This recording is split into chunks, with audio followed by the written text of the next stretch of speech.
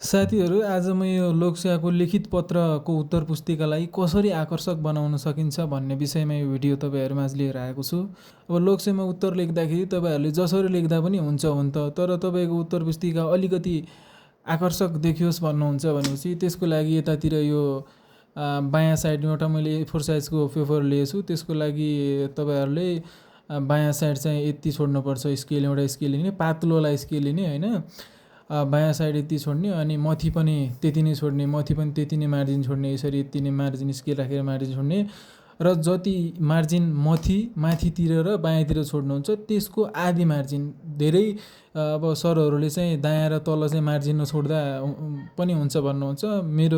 मलाई नै भन्नुहुन्छ भने दायाँतिर पनि छोड्नुहोस् मार्जिन, तलतिर पनि मार्जिन छोड्नुहोस्। जति बायाँ र मथि छोड्नुहुन्छ नि त्यसको आधी मार्जिन तलतिर छोड्नुहोस्। म यो मार्जिन छोडेर तपाईँहरूलाई देखाउँछु एकैछिन।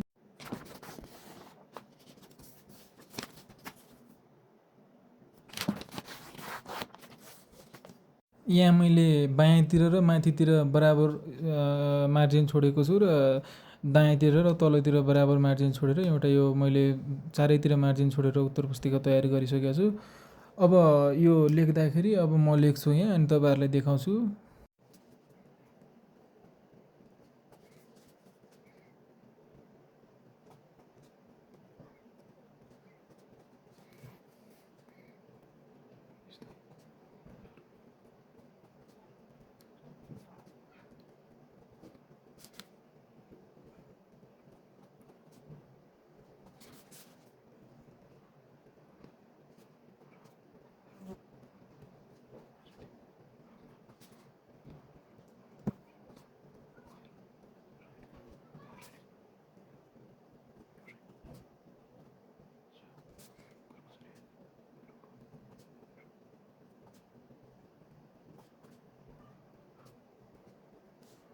अब यहाँ सुरु गर्दाखेरि तपाईँहरूले मथितिर लेख्नुहुन्छ, प्रश्न नम्बर 1 लेख्नुहुन्छ। प्रश्न नम्बर 1 को उत्तर पनि नलेख्नु होला, प्रश्न नम्बर 1 लेख्दा पुग्छ, किनकि उत्तर लेख्दा पनि टाइम खाने रहेछ। मैले त्यो पनि अनुभव गरेको थिएँ पहिला।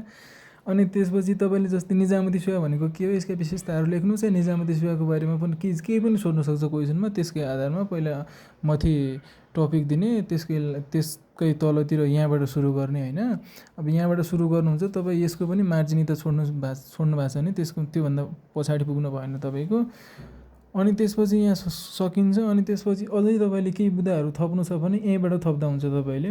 त्यो भित्र यो चाहिँ तपाईँको एउटा प्याराग्राफमा भयो। त्यसपछि तपाईँको यसकै निजामती सेवाकै बारेमा केही लेख्नु छ भने चाहिँ यसकै तल बुदा थप्नुहोस्। अनि त्यसपछि एउटा बुदा यहाँ थप्नुहुन्छ, एउटा यहाँ थप्नुहुन्छ। त्यसपछि 2 नम्बरकोमा लगभग 3वटा सम्म लेख्दा हुन्छ। 3वटा, किनकि यो ठुलो हुन्छ नि त। 2 नम्बरको क्वेसनको लागि 3वटा प्याराग्राफसम्म लेख्दा हुन्छ। अनि त्यसपछि तपाईँ जस्तै निजामती सेवाको विशेषता सोध्छ भने त्यसपछि तल आउँदा हुन्छ। तपाईँको अब निजामती सेवाको केही विशेषता सोध्छ, निजामती सेवाको गठन सोध्छ।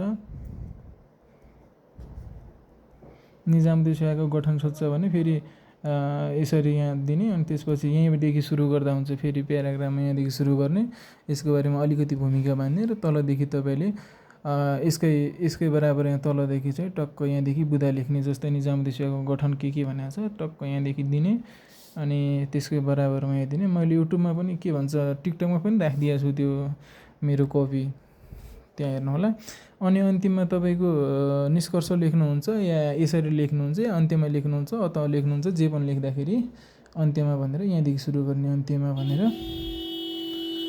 भनेर यहाँदेखि सुरु गर्दा हुन्छ। तपाईँको अन्त्यमा यहाँ यतिदेखि सुरु गर्ने अनि अन्त्यमा लेखेपछि यहाँदेखि तपाईँको अनि सुरु गर्ने, यहाँदेखि सुरु गरेर अनि यहीँ पुर्याउने, यहाँदेखि सुरु गरेर इन्डिङ गर्ने।